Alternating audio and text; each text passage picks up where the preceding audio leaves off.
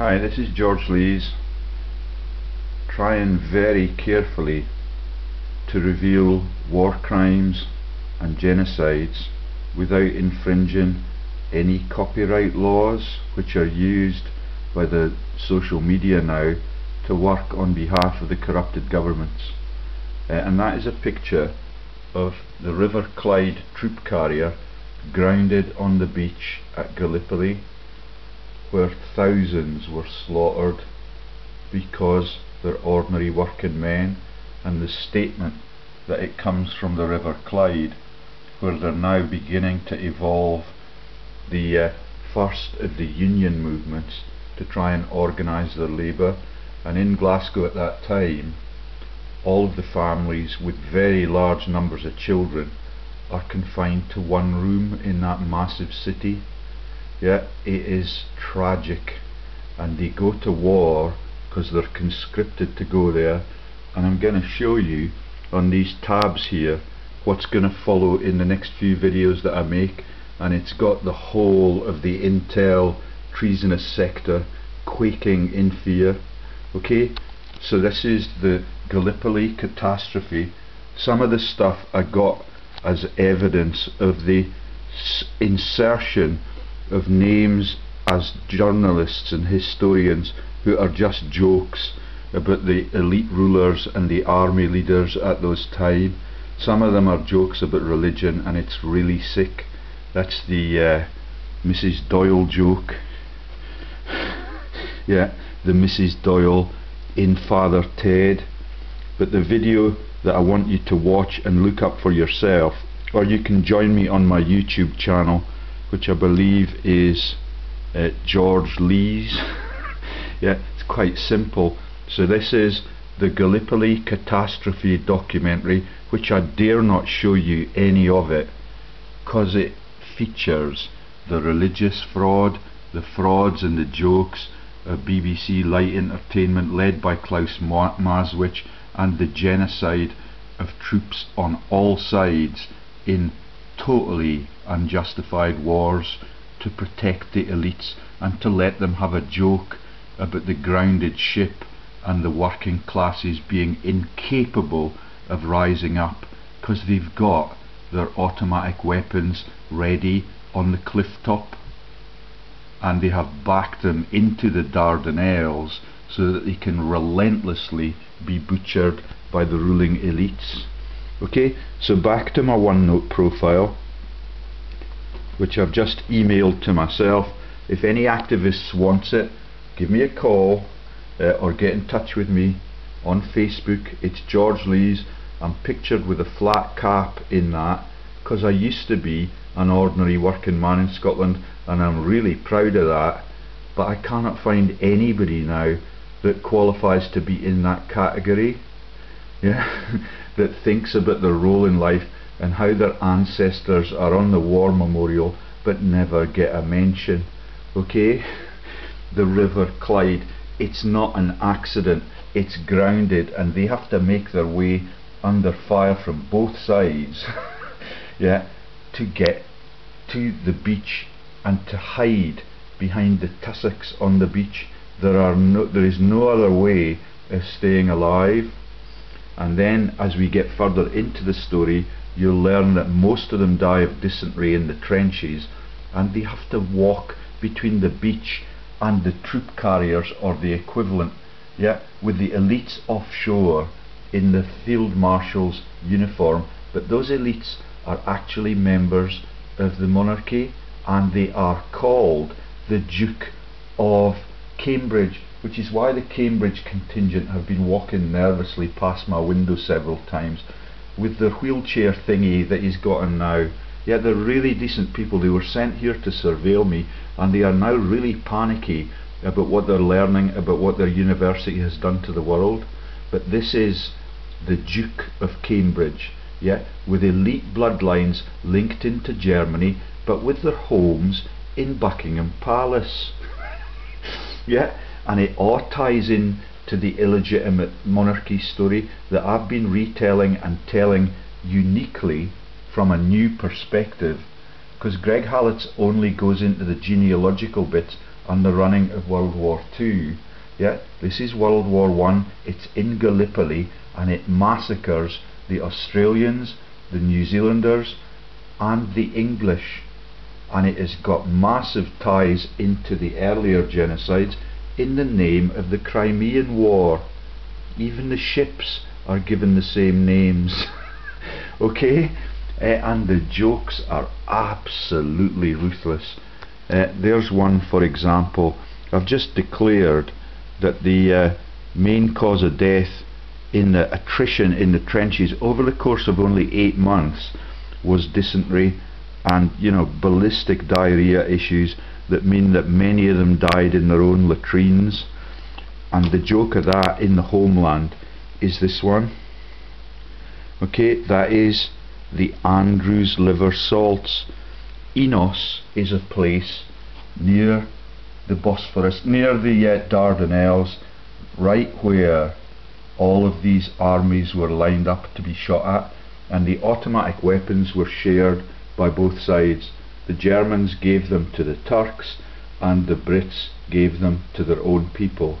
Yeah, and I think it's 6,000 rounds per minute. Yeah, and they have to carry their drinking water from the grounded ships on the beachhead right underneath. The 4 miles away you've got the place that was the target for the invading army. Yeah, led by Winston Churchill. No surprises there. Okay, and that is the treatment that you need to use for constipation. It's a laxative. It's the non-existent St Andrew joke, and it is also the place name in Gallipoli where they started the slaughter of the innocents, and the pyramid is not accidental. It's the icon of power under which all of these bastards work.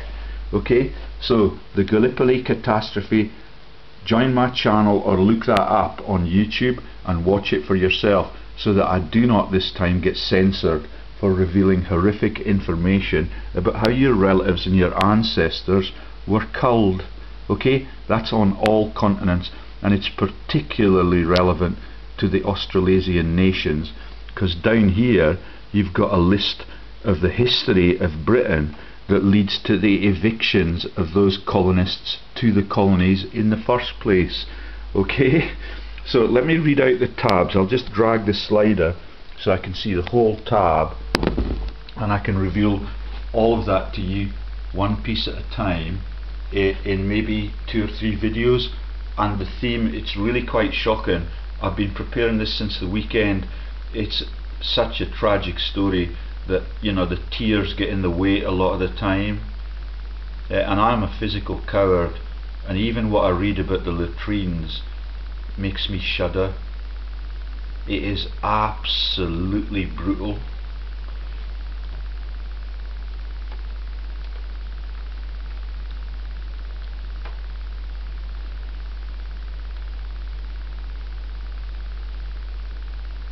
So there's the tabs, and I think I'll put that image of the catastrophe documentary and the grounding of the ship and the grounding of the working man globally, because this is what it's designed to do.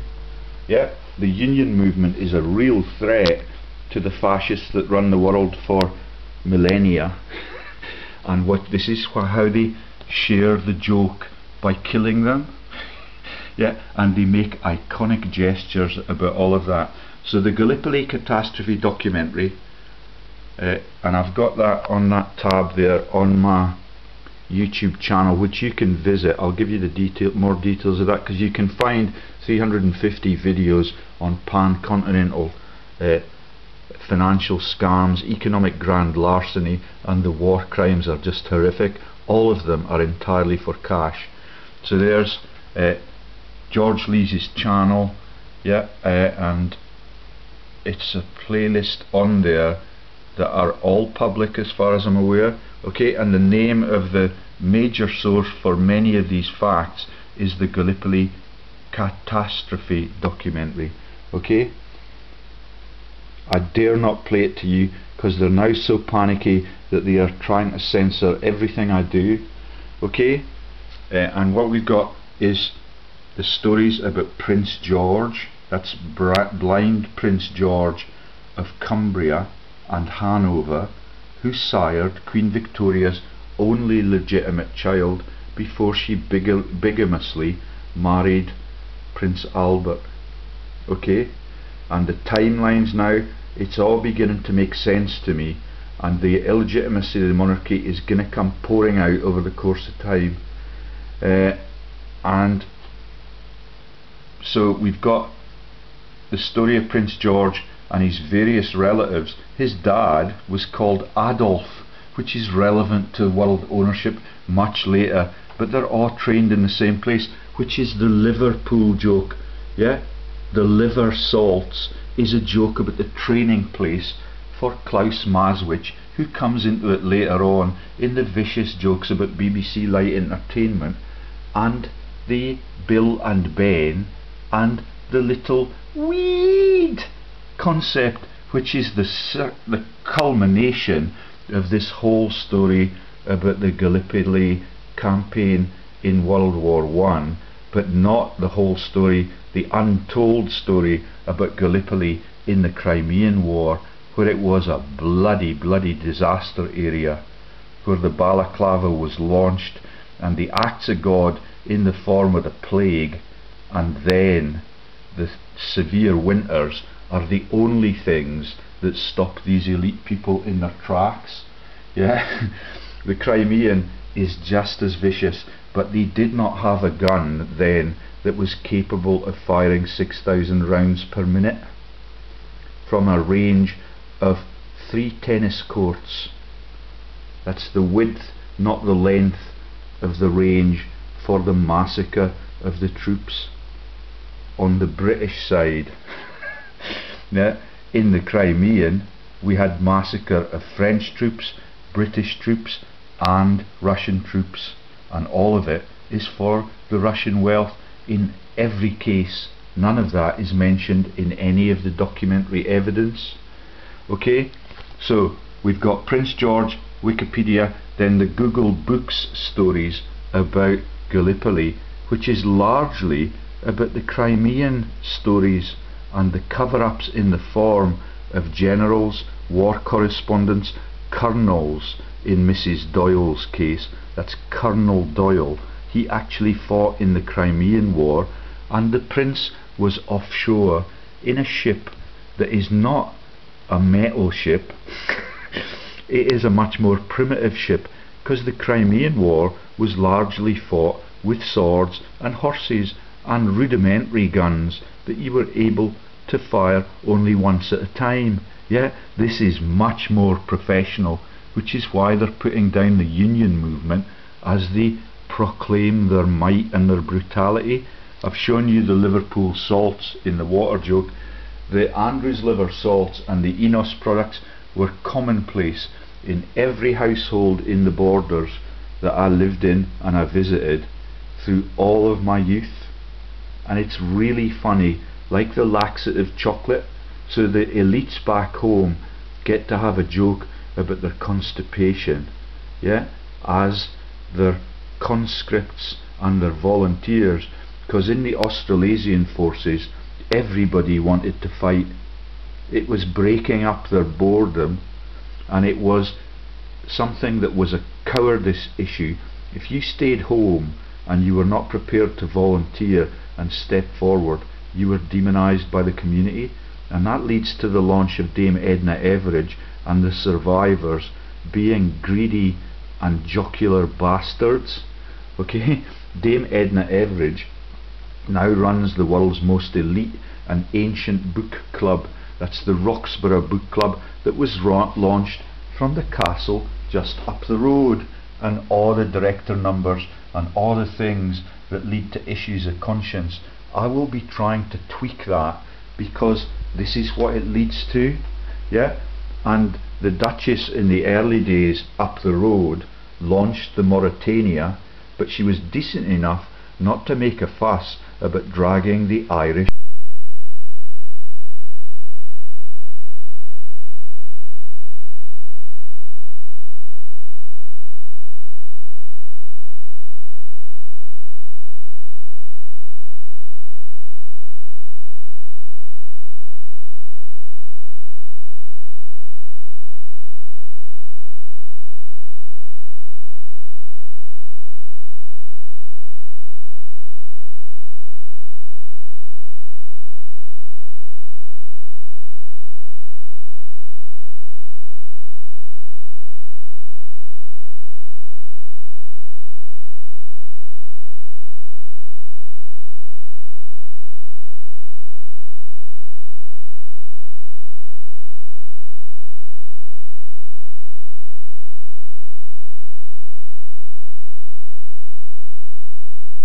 team, led as it happens by Tony Robinson, who plays Baldric and has all of those vicious plans to put the work. He's the chief fundraiser, Robinson, for Labour in Tony Blair's genocidal regime.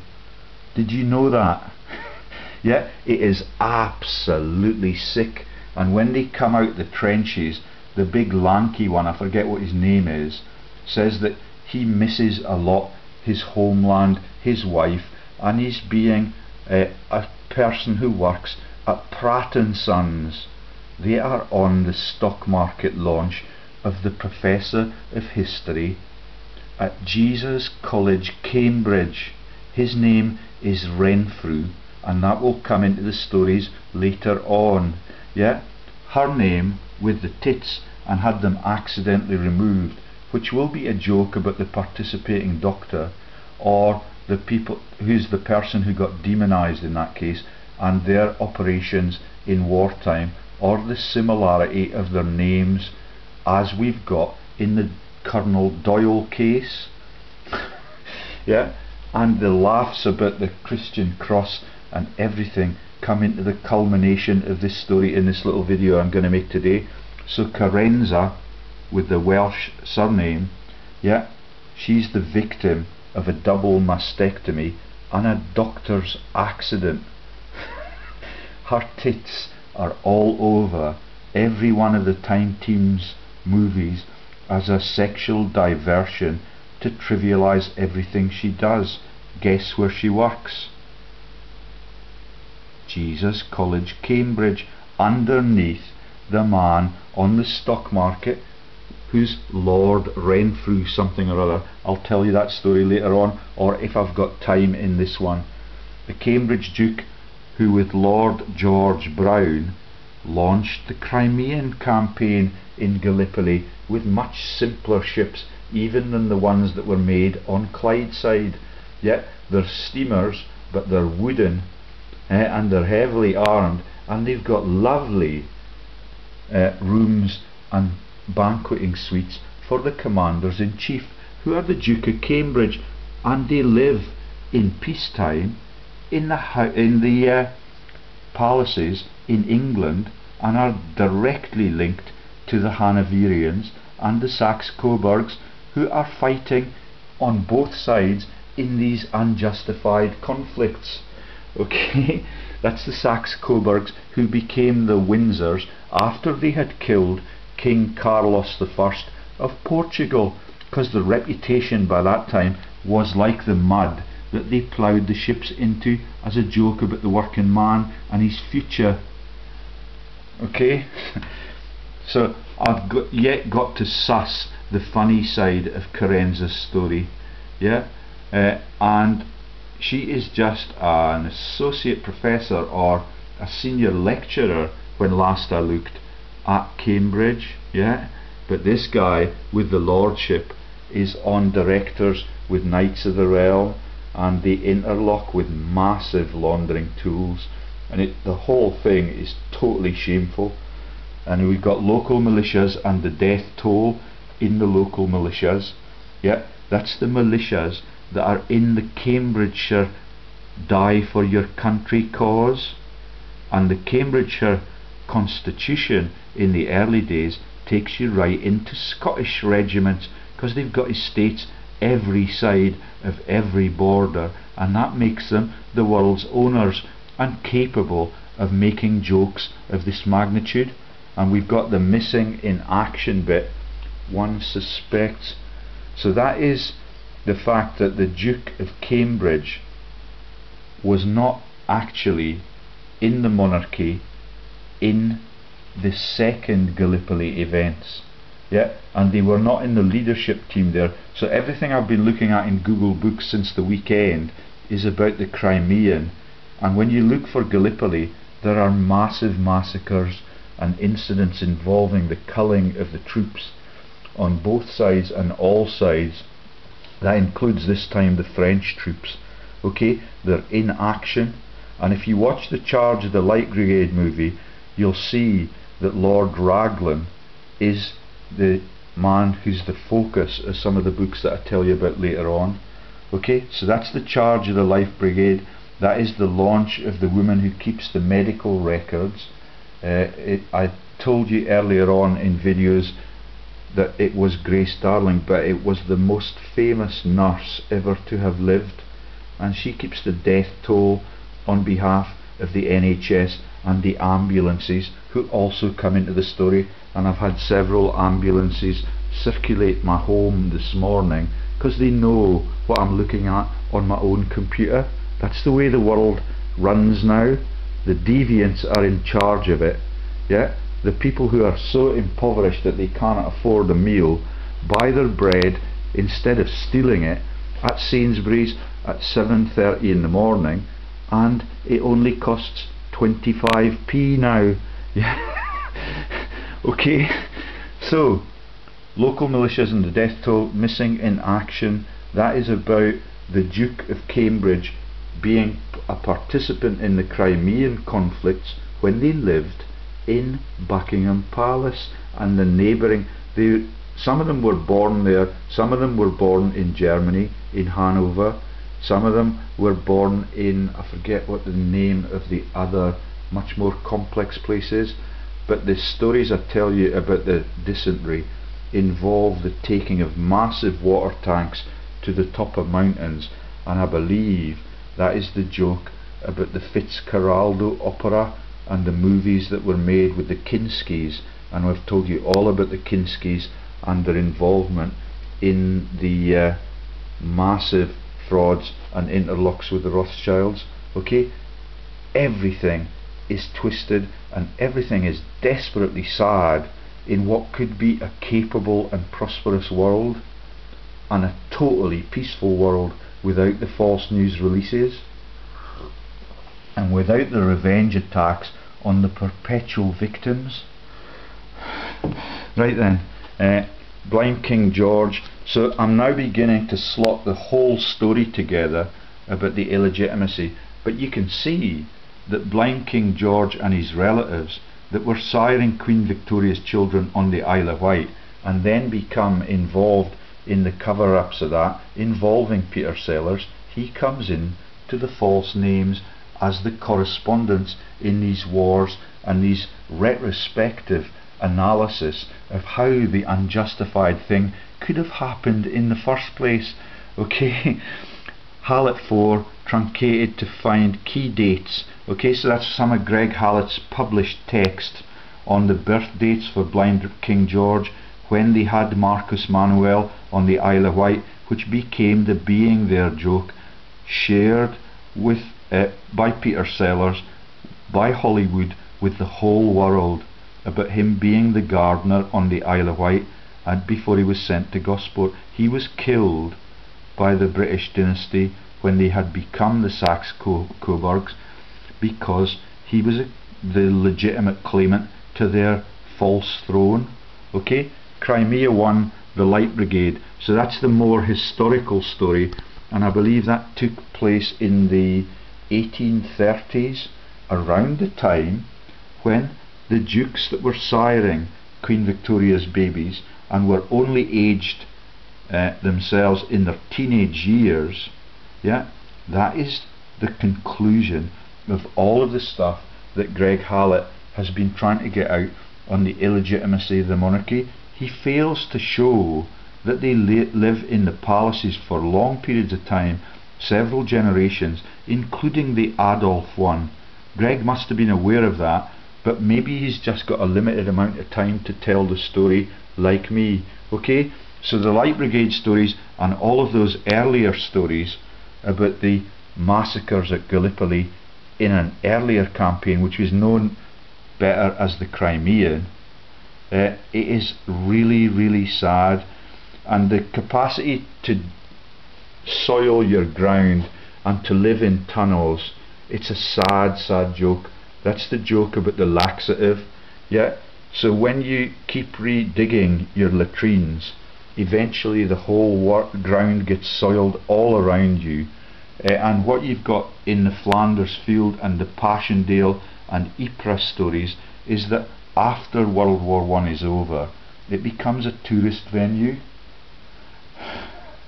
And it is really sick that the profiteers get away with that, and they get away with the selling of the puppies. That's the Flanders field where the genocides occurred, the Passchendaele where the genocides occurred, and the Ypres where the genocides occurred. And the tunnel complexes are called the vampires complexes, yeah, because it's such a bloody place. Yeah, the rats thrive in that environment, and the dysentery issues are horrific. Yeah. Right then, so let's just scan down this first page, and this is the little story that I'm going to show you on what I've discovered about what happened in Gallipoli. So when you open that YouTube video that I've highlighted there, but I dare not open for fear of copyright infringement, yet they will use any excuse to shut down my revelations to the free world. Okay, so Bill Sellers is the name of the journalist on Anzac Ridge that presents this story. Peter Sellers and all of the monarchy diversion leaders in both sides in war. Okay, Bill Sellers has a ponytail. Do you get that joke? It's in the Time Team joke as well, and the pony is the icon for power. That's Butcher Haig's only thought about getting his ponies and his horses back from World War I safely.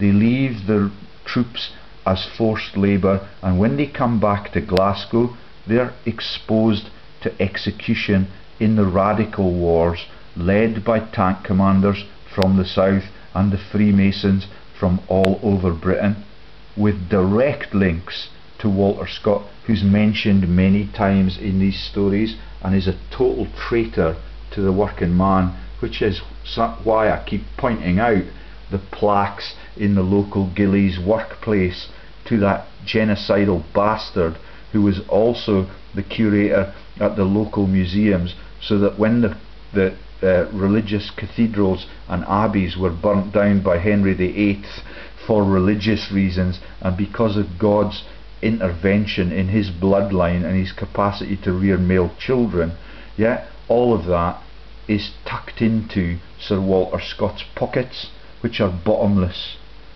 Okay, the importance of the geology is emphasized because these are jokers. Yeah, and Professor Peter Doyle realizes that the geology of the Russian steppes right next door is very important and is very lucrative, and you do not need a laxative to get into the billionaire sector, which is why the Rothschilds generate these conflicts in the first place, and why Winston Churchill is portrayed as a sad, strategic person who's forced into resignations.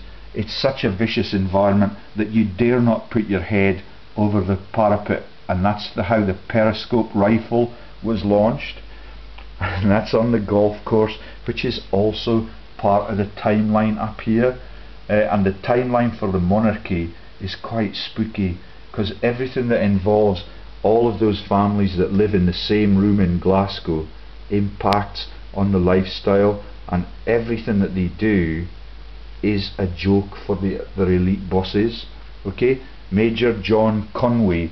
Now, it took me about 10 minutes to watch the YouTube video and find out which the name was that was flashing past, and I have not yet had time to look for Conways in uniforms or in the diplomatic service or in the journalist sector, but he reveals the psychology of the snipers in strategic places, and the same comedic dress sense that you see in the Dad's Army jokes. Okay, every one of the Dad's Army characters I can now denounce as a financial or war criminal or a presidential leader in the unjustified conflicts. The man for the Red Cross is Colonel Alan Hawley, and he may well be legitimate. He talks only about the personal hygiene issues, and that dysentery gnaws into your bowels, that the latrines need to be redug all over the regions where the trenches are, that the troops inhabit in large numbers, And this is the Fitzcarraldo joke. They have massive water tanks that need to be dragged from the beachhead under vicious fire from up in the hills and up in the dunes, and then they're reused. The latrines have to be reused because the ground that the current one is soiled really quickly, and that is the Tommy. It's soiled by the Tommies going to the loos before they go to their deaths. Many of them are so dismembered by the illnesses and the dysentery that ensues that they drown in the latrine. The sniper suits are comedic, and there is no growth around the regions where the snipers' bushes are used, and they think it's really funny. So it's a really arid landscape, and they're walking around as if they were in Seaford or wherever it was that the Dad's Army joke was made, yeah, with fully bushed up uniforms, and the capacity to do what the man did in the Schindler's List film and pick off the victims on all sides with the sniper's rifle. They talk a lot about the psychology of that and keeping the troops in perpetual fear, okay, and skillfully deployed in the Dad's Army's parodies about defending Brighton under Captain Mainwaring, who's the joke about the HSBC and the $1 trillion holdings that he has charge of. Okay, they are clearly driven by the analytical mind that the Time team use all of the time, as they have a little snigger at world history. Okay, so they discover that once they've created really elaborate wells, that the water is salted, yeah, and they're using the chemical methods. Remember I told you I got nominated for a Nobel Prize in chemistry by my rivals in the pharma sector that are the chemistry profiteers. And the person who was in league with them, who's head of the pharmacy, has the same name as a banking dynasty. I forget what his name was. He was the head of the pharmacy school for all of our time there, and we used to wine and dine with him when I was suspected of being a profiteer in the pharma industry, which is why I got the job at Otago in the first place. Okay, so let's see if we can go down without losing the place. No.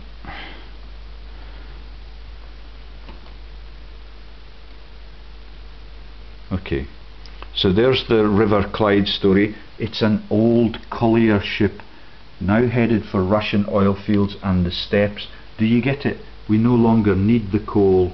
We've now got the Russian steppes in our sights, and you know, the man who's the psychological master plan behind the snipers is totally in charge of the whole project, and Winston Churchill pretends that he's been shamed in it, but he's back as the head of the War Office by 1945.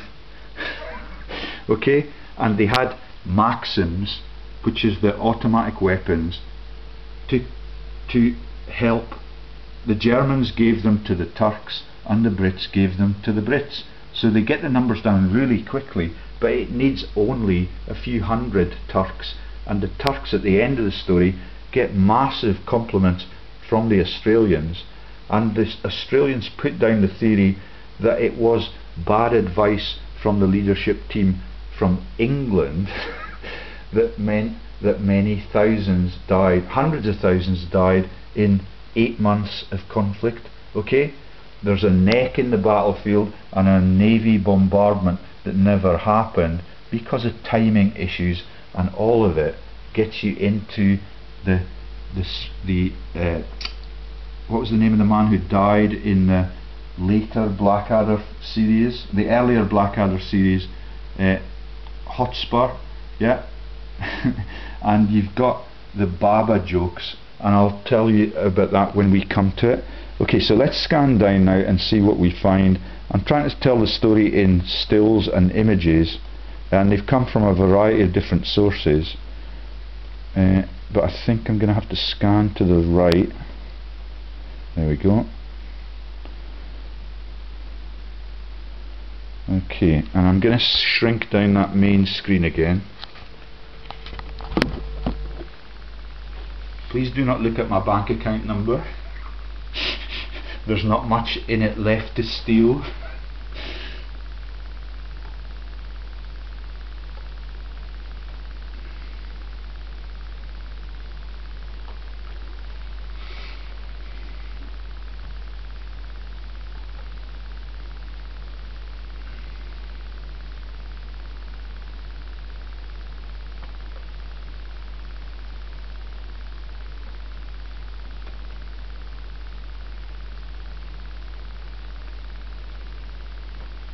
So I've not focused a lot on how difficult it was to get from the beach over the course of the first 3 months.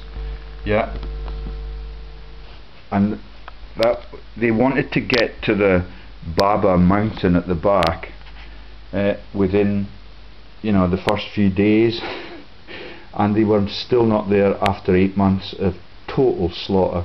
This is the finding. They dug really elaborate wells, and this is the discovery that in those wells the water was salted already, and the engineering to make the wells is absolutely magnificent, and the concept that they're under fire from all sides is really difficult to believe. Yeah, but it is the story about dragging the I can't remember what it was that they tried. Oh, they tried to take a ship up a mountain on the shores of the Amazon River in South America. That's the Fitzcarraldo joke, and it's heavily influenced by German filmmakers like Werner Herzog, and Herzogs now are alleged to be the people that are entitled to the Stuart throne for the UK. It's ever so twisted. And there's the massive water tank that is delivered by a ship that's crashed onto the beach, and they have to drag it up the mountain. Okay, below, a pint daily. So then you get the man coming in and discussing, and discussing how much water intake you've got to, in these extremely arid conditions, ingest to keep yourself alive in the course of a day. So the man recommends a pint daily, and 50% of the Australian males went to war, and you were mocked if you could not get through the draft. Okay, it's ever so clever for the friends of the families, and Dame Edna survives the cut with the Murdoch family in the journalist joking sector, which is always used post-war and even during the war. And I will show you that that is the case with BBC Light Entertainment at the end of these series of revelations. So there's a picture of the massive tank, and he's telling you that they were confined to a pint a day, and the man with the Red Cross uniform on says that, you know, in this day and age that is shameful, and we would not allow that as a health and safety protocol in wartime. Yeah, it's ever so twisted.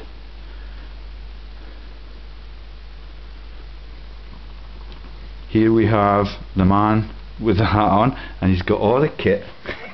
Yeah, everything's ready for action, and he's got the Red Cross. And you see the pictures of the people that might die in the latrines because they're absolutely emaciated, but all of the Red Cross people look okay. And I don't know where they get their treatment when they get them out of the war zone, but everything is really quite cynical. And it's much more effective to watch it for yourself, but you may not get the joke. Can you see the big belly laugh that is the crown on every one of their uniforms? Yeah, these are Australasian people. They're slaves to it, like the man that went to the tsunami out of the home I owned in Dunedin. Yeah, as soon as the tsunami had occurred, he went there to soak up the local people's treasures. Yeah, and all the treasures that he had gotten from Africa were still in the home that I bought from him. Same story in Basel in Switzerland, when the German pharma boss invited me to dinner, when they think I'm a nascent capitalist because of my background with the Wellcome Foundation, where I met my wife. I'm not going to be a rich capitalist for very much longer. Okay. So this is the joke. One of the battlefields in the Gallipoli region is called the Razor's Edge, and I found that out elsewhere, and they think that I do not understand it, that they say that, you know, of that 2 litres that everybody must get for health and safety reasons in wartime, yeah, and the water that they get comes from, guess where? Egypt.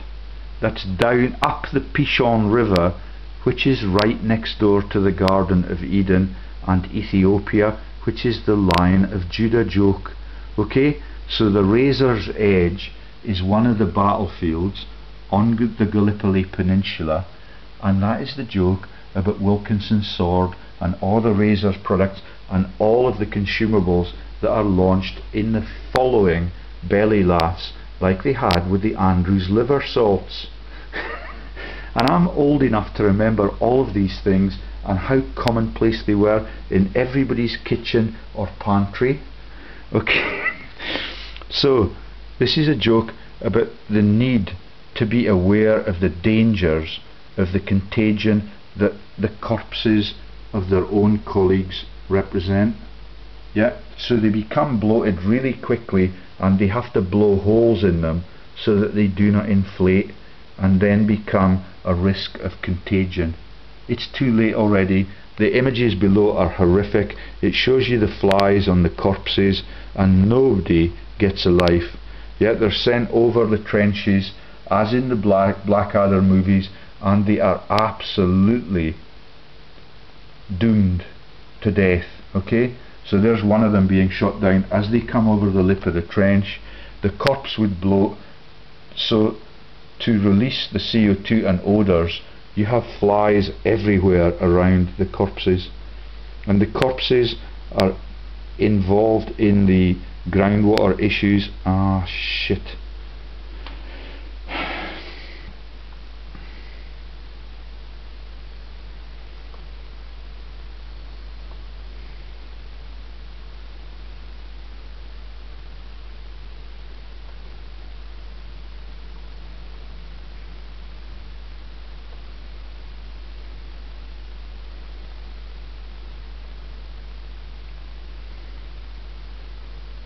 So there's the man being shot down, there's the pile of dead, and what you do with your periscope gun is that one by one you perforate them with holes, just so that the hygiene in the trenches can be stabilised a little bit. Yeah, nobody gets buried, all of the remains are still on those islands, and when you look at the crosses at the bottom of the story, it's just a joke. And the joke is about the world leaders that send all of these innocents to their deaths.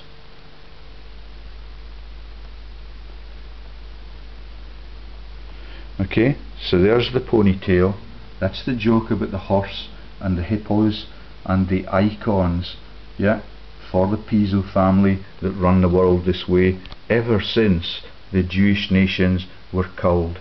Yeah, so that's the whole of the religious frauds, all of that 2,000-year period, plus the time for the writing of the New Testament, and all of the wars and conflicts that ensues involved the linkage between the corrupted religions, the moneylenders, and the Rothschild family, who now are the owners of the whole show, which is why he's prepared to desert his country and not to denounce Mr. Bean in the Olympics as a massive joke against the dead in every one of these fields of conflict. Okay, so blowing the gas by shooting the corpses, these Anzacs, so this guy Sellers is, I think he's an Australian rather than a Kiwi. These Anzac guys know who Mr. Bean was and don't say boo to the genocidal laugh at the London Olympics. Describe the flies with relish. Yeah. There's the flies on their colleagues or their dead ancestors' corpses, and that becomes the dysentery, and that becomes the dysentery.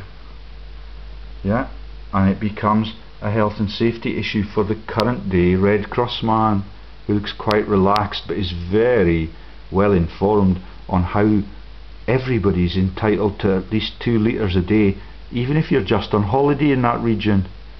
And it's now a massive tourist gesture to go to those places where your ancestors are still just bones on the beach.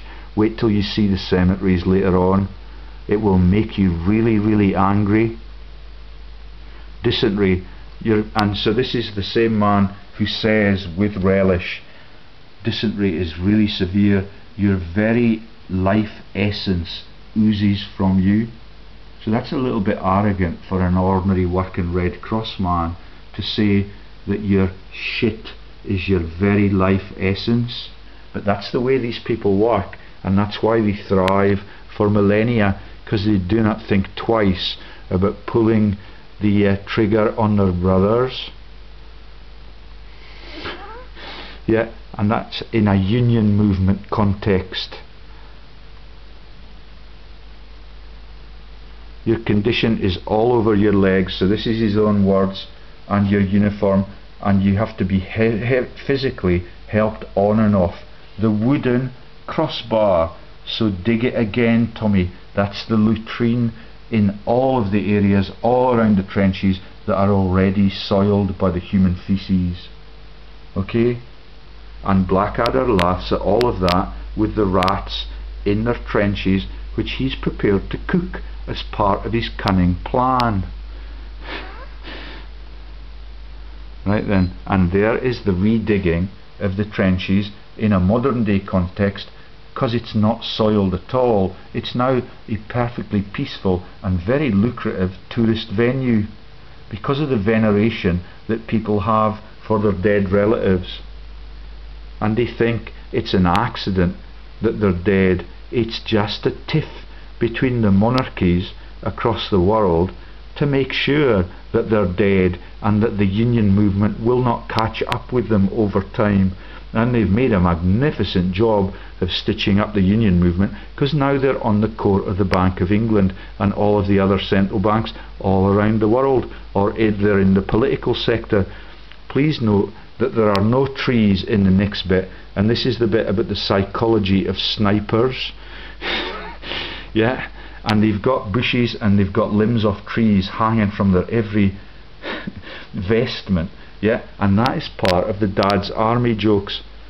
But when the dysentery kicks in, within 3 months 30% of everybody's body weight in the region has gone, but the ambulance men carry the load, not looking very exhausted and still looking quite plump. This could be remade in Hollywood. Winston Churchill's ambitious plan to take over the whole peninsula only 3 months later was faltering. But if you could hold a rifle, you were still in the firing line. You were not decommissioned if you could still support the weight of the rifle in your emaciated body.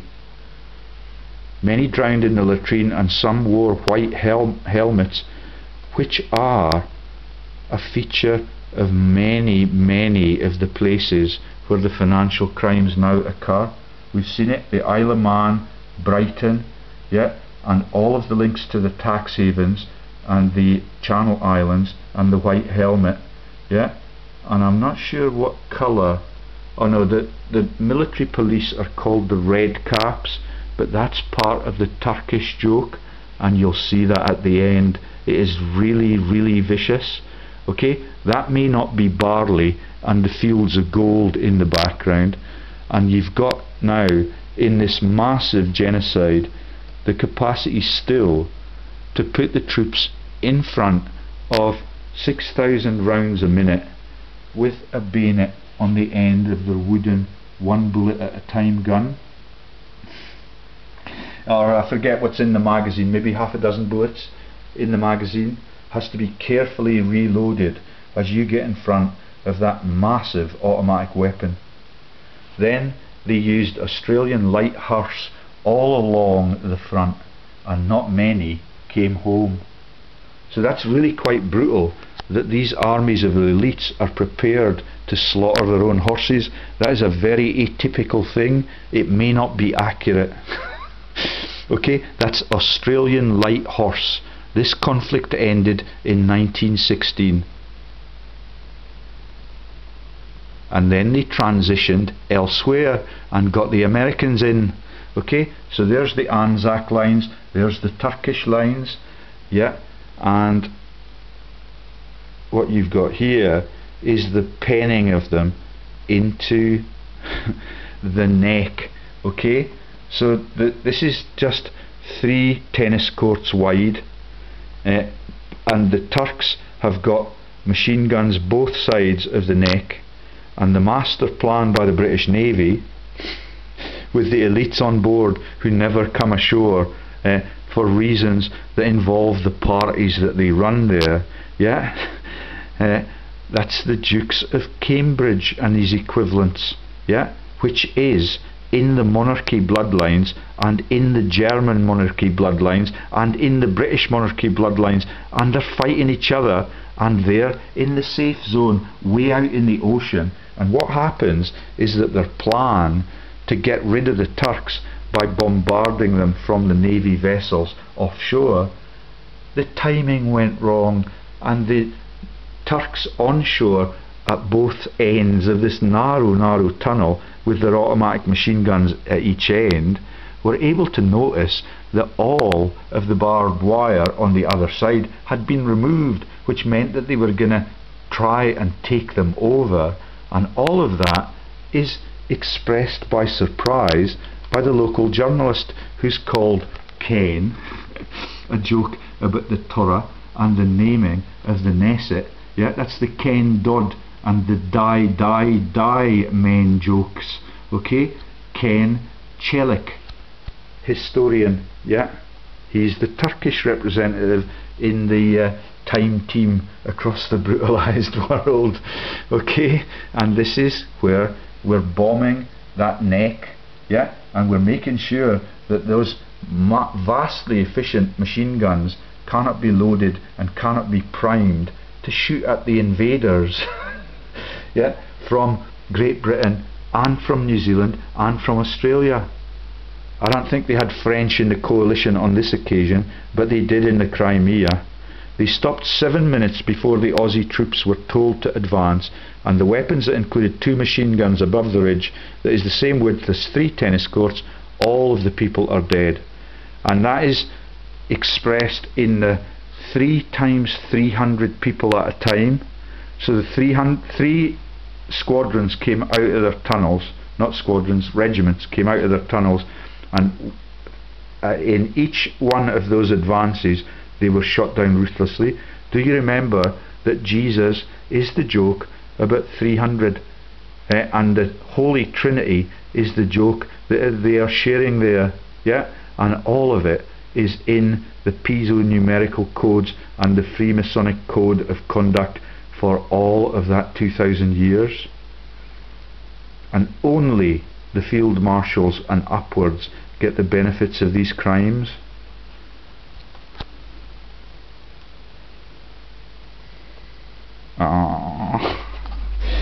Sorry.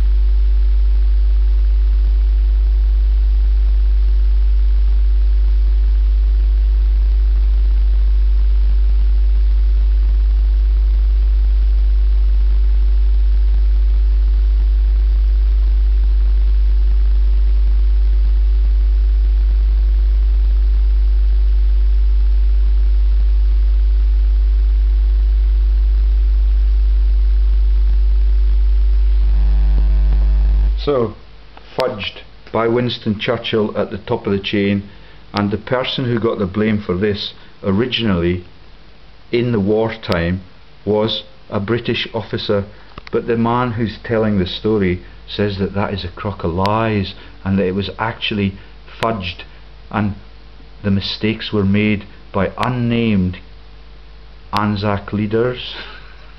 Yeah, they're ever so loyal to the Crown Templar, on the empire upon which the sun will never set until they become working men, and they realised the plight that they put their children in again and again and again.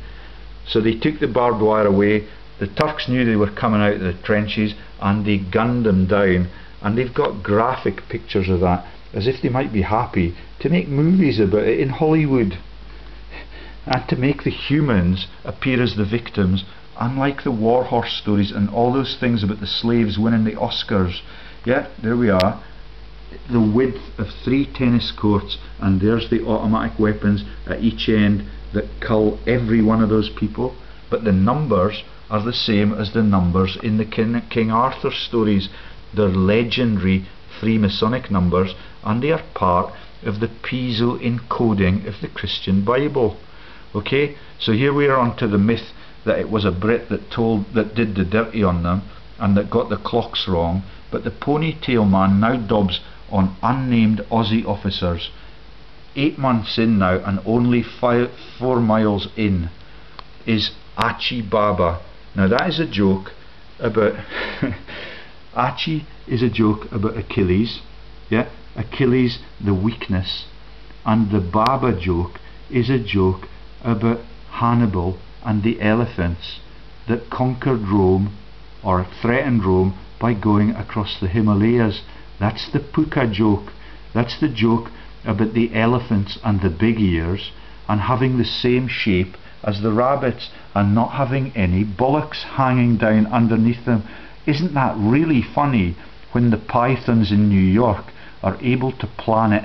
They write the script for all of this, they fund all sides, and all of a sudden we have a massive genocide, and the culprits are turncoats from the innocent side. Never got there. The mountains impenetrable by the elephants. Do you get it? Yet, so they never got, like Achilles, to the Baba mountain that looks down on it all of the time. And when you look at the profile of the Baba mountain, it looks like a pair of tits, like the videos I've already made on flooding and all of those fields of conflict globally. It's really, really funny if you're allowed to get away with it over centuries. Okay, so there's Achi Baba, and there's the peninsula. Yeah, and I'm not sure what we're showing you in that one. And remember, all of this is just a replay of what happened in the Crimean conflicts there. So there's Nigel Steele from the Imperial War Museum talking to Professor Doyle. Yeah, and when you look at the links to their profiteering on the stock market and in the British business registers, they think they're really, really clever, and God knows now what they do, and God must know after all of these centuries what they do. And I'm quite stunned that he's waited as long as he's waited to bring it to an end. Okay, but I'm delighted to be able to help. The Turks were on the higher ground with few German CICs. Okay, job done. Achi Baba looks like a pair of tits as per the flooding videos. The Dardanelles are perfect for mass slaughter in the 3 tennis court concept, which is why they name the streets in the UK after them. The Dardanelles is the name of the street that leads into my town square, and the name on the town square is the Innis joke. The local duke is called Innis Kerr, but the Innis is about the inscription Inuus on Jesus' cross. Yeah, and that is the Ineos, the suppression of the working man in Grangemouth on the other side of the country from Glasgow. The suppression of the Glaswegians is all done and dusted here.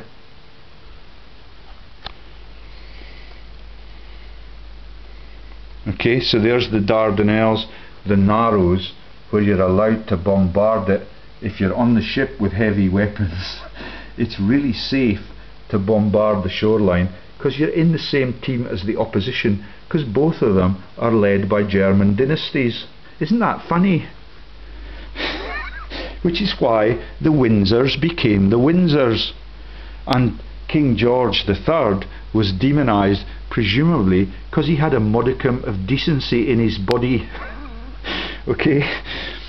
Geology vital, says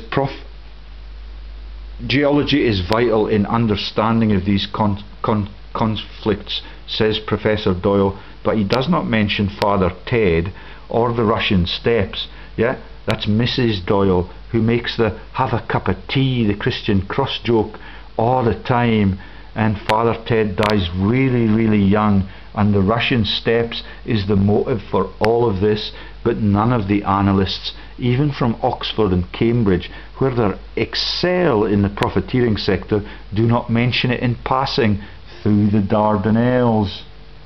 And it's really funny that the Dardanelles is used by all of the volunteers and all of the conscripts, because they have to walk up Beaumont Street until they get to the Duke's Dykes, and that is where they get picked up and put into their uniforms before they're stitched up.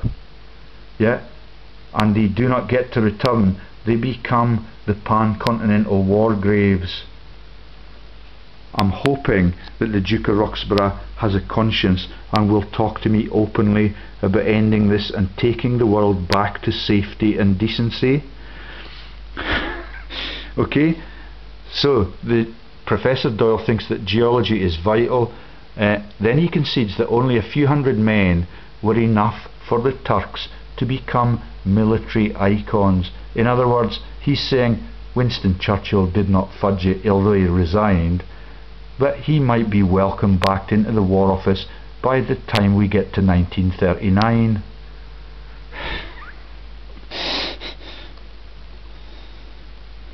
Okay, and there's Kitchener, who was decent enough to end it. He's a professional soldier, and he's the enemy of Winston Churchill when he comes back into power in 1939, because this man wants to end all conflicts really, really quickly, which is why Churchill had him chucked off the side of the boat. And that's him pleading that we want you to join our armies so that we can suppress the working man, and we can have big moustaches and loads of medals on our jacket, like you see at the Church of Scotland every Remembrance Sunday. There's a young and innocent looking Winston. He's the dad of Queen Elizabeth II through the illegitimate Queen Mum, who's a maid in the royal household, and the man, she's the woman that's forced to marry the stammering king because he's an imbecile and is incapable of putting two thoughts together. So Churchill gets to sire both Her Royal Highness and Princess Margaret, and we've heard Greg Hallett and I talk about the evidence for her sexual deviancy and her lust for two black men at the same time in two different ports of entry. Yeah, and then we've got Bill Clinton and the massive things that get me censored as I expose his globalized world and all of the frauds that involve armies of actors, musicians and traitors to their country to cover up everything with trivia and the release of Hollywood movies and trivial TV programs. Okay, it was in fact portrayed not as a shameful defeat for young Winnie, yeah, the Winnie the Pooh joke. Yeah, it was in fact a great Turkish victory, not a shameful defeat. Isn't that clever if you're a slimy little Anzac war propagandist and you're not prepared to reveal to anybody who Mr. Bean was and what the London Olympics joke is? Okay, and there is how they profit beyond the immediate conflict. I'm going to make sure I get down to the bottom because it's really, really sad. Okay, to Trooper E.W. Lowndes. That's not Victor Lowndes that runs the Bunny Girl, but it's very close, which is why they have a laugh at everything. The Christian cross is on it. It's the biggest fraud of all, and that's why we see it further down. Well done, Ted. Yeah, well done, Ted. And that is a joke about Edward Longshanks. Yeah, and all of it is absolutely vicious. So the sunflower now becomes an icon, we'll see that later down, between the flower pot men, William the Conqueror and Ted Edward the Longshanks, as proclaimed by BBC Light Entertainment in the Flower Pot Men, Bill and Ben, and the sunflower replaces the sun in the world ownership joke. Yeah, the sun god no longer has a place in the universe that it is part of. Yeah, it's a subsidiary now of the human run evil urges that they have to kill their poorer people, yeah, and to abuse them all of the time, in peacetime and in wartime. The name of the thing that is the sunflower is Little Weed, and I used to watch it when I was 5, and it was lovely, and I did not understand what it's about, but when you look at the end of the house in it, it's just like the end of the house in that. Yeah, you cannot see, yeah, there it is. Yeah, it's the pyramid that owns the world, and it's really, really funny, and I'll show you why they laugh at it in the Gallipoli joke. This is the Gallipoli, the second Gallipoli joke. That's what the big belly laugh is. You're free of your poor, and you can profit from them by sending them in tiers, and everything that they buy there is a merchandising master plan. That includes the puppies on 11/11. And there we have the sunflower. Can you see they're desperately keen to get the whole joke in, so the elites can have a little snigger up their sleeve. Weed, weed, and into the new narcotics rings. That's weed, which is cannabis if you've not heard of it. Yeah, the narcotics rings now include opiates and cocaine, and that's the Phillips light tube stories and the sonar boys and the deployment of the whole of the British Navy by Prince Philip and his triumvirate of drug runners. Yeah, and that includes a liaison with Jackie O's second husband Onassis. Okay, and they sign off further down with the icons of the Christian crosses and statements that all wars are futile. Okay, isn't that sad? Yet that you've got a religious fraud that is 2,000 years old, only they understand it, and it's on the Discovery Channel. Yeah, as if it's a shocking revelation. Yeah, and you've seen the barren rocks of Aden and the songs that were played at Kennedy's funeral and the Christian cross on the back of the army truck for a laugh. Okay, now you'll see what I mean by the flower pot men. You've seen the white helmets. Yeah, there is the Turkish fez and the helmet that they wear in wartime, and there's his brother in the British uniform. That's the flower pot men. Yeah, and the little weed in between them. And if you're too young to remember all of that, then look at this. There they are, the little sunflower and the flower pot men, yeah, with the same helmets. And this is the guy that makes that joke, and you've heard of him before. His name is Klaus Maswich, makes all of the BBC children's programmes as head of BBC Light Entertainment. He is a censor in World War I with Adolf Hitler.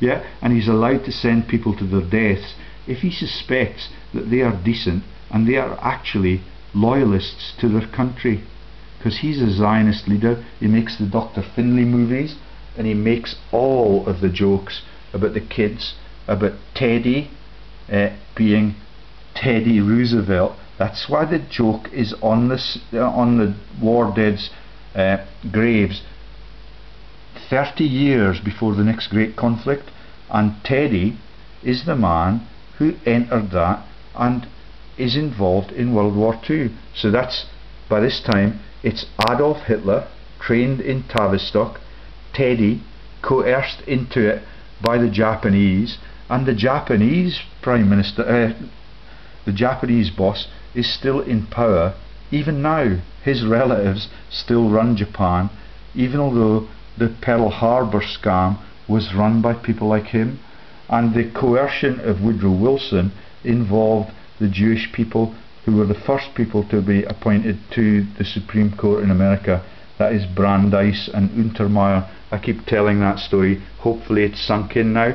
I think I'm going to stop there, but let me see if I can find you on my web page the references to to Maswich and his dutiful allegiance to fascism and stealing from the world's people the ownership of the world's democracies. There are none left in democratic hands now. They're all run by the private money lenders. Okay, so if I went to that and I entered up there Prof. George Lee's Revelations, do you see it? It's just a massive set of interlocking jokes, and the war dead are the victims. Okay, so Prof. George Lee's /Revelations.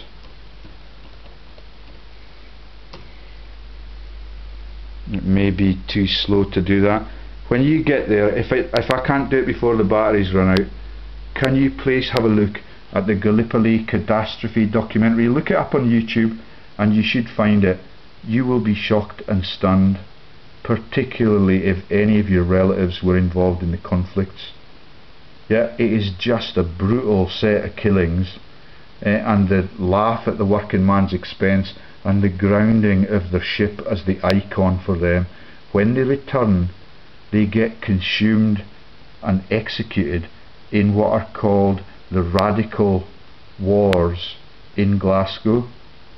Yeah, and the unions, when they come back from all of these great conflicts, what they're trying to do is to get the working week for the ordinary working man down to 30 hours instead of 55, so that they can double the number of people who get employment. And remember that in Glasgow, even though you're a hero in wartime, when you go back to your family, the whole family of 8 to 10 live in the same room, and you have sex with the mother in the same environment as your children.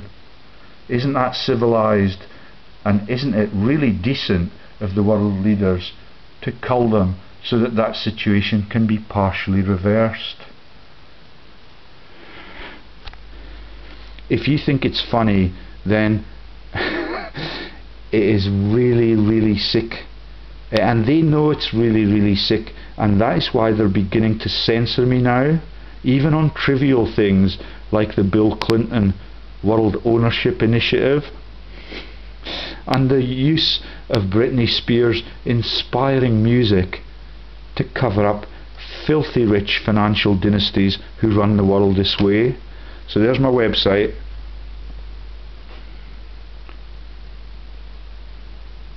And if we look up, I think it, so we're going to look for Maswich.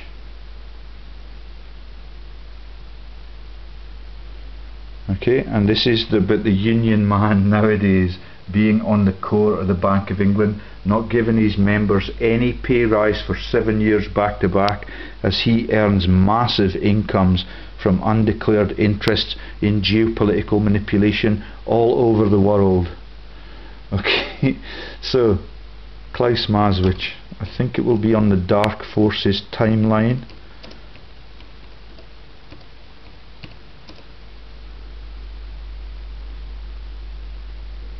It's ever so slow.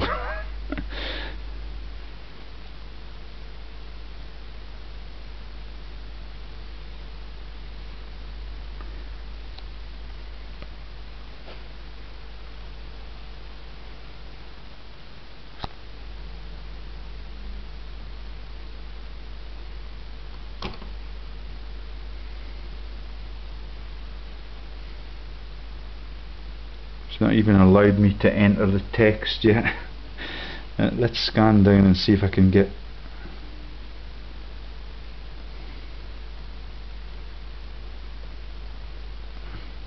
Oh, and we could remind ourselves of, so there's the global warming fraud that Bill Clinton is trying to sell as a business initiative. It's entirely a fraud. Here we go. So this is Maswich's ID, but we'll have to scan down it. But that could be useful in a war crimes context, because all of the usual suspects, all of the political world leaders are named in this series of disclosures. Okay, so let's go down. There's the Lord of the Rings stuff written out of Oxford's richest college. That's Merton, where the colonists were exiled to the colonies from. That's Merton, just next door to Kelso, up the River Tweed a little bit. Yeah, there's what we get all over Europe, all over the world, and there are the people that have now subsidiarised the whole of the political sector into a meaningless group, which is the mafia globally. Okay, every one of these conflicts involves genocides, and it involves tucking away the resources that could belong to the people in a peaceful world, and now they demonise Islam. Yeah, and there's the drinking water issue in Saudi. Yeah, and that is the man who died this year because he pretends that he's a decent and innocent Brit abroad. It's a non-existent concept. That's Lawrence of Arabia. The people that stuck the stick up the camel's arse is Dodi and Farage. Yeah? Do you get it? Everything is a joke. There's the taking over of the American Central Bank. There's Mazzini, and that is the Freemasons who launched the Protocols of Zion, the genocides of the American Indians, the creation of the central bank. There's the American Indians' bones. There's Albert Pike. Pike is Pikey in the Dad's Army jokes. There's the Red Fez. Yeah, the Bill and Ben flower pot men. It's a red fez in this occasion. In wartime it's white. Yeah, and they are masterminds that culled his people in that war. Yeah, that's the Pike that is the cover for Pike the Freemason, and there's his victims in America, and there's the victims all over Europe of the Holocaust. Right, then let's see if we've got time to find Klaus Maswich. There's the jokes about the people that try and take the central bank back into the democratic hands. That's the Garfield joke. There's the Rothschilds. They're not a joke, it's really serious, and they're in a really dangerous corner now because NATO's armies are beginning to know that they're abused by them. And thank you to the people that are passing over my house with heavily armed helicopters in the last 2 days. I do not want to start a revolution that way. It leads to the innocents being executed. I carry on releasing the information until these guys get on side. There's all the geopolitical manipulation of everything that could be Russia's. All the contracts here, the Prince's Trust, and all their illicit involvement with all the Murdochs. Yeah, David Cameron is relatively innocent, and I keep saying that. I want to talk to him. I want him to help take the world back to decency and to make his family immune from the massive acts of God that have already consumed him and his young children. There's Hitler getting trained in Britain. There's Stalin getting trained in Britain. There's the Sydney Street Siege near Tottenham Hotspur Football Club. There's how World War I was totally twisted, and when we got to 1916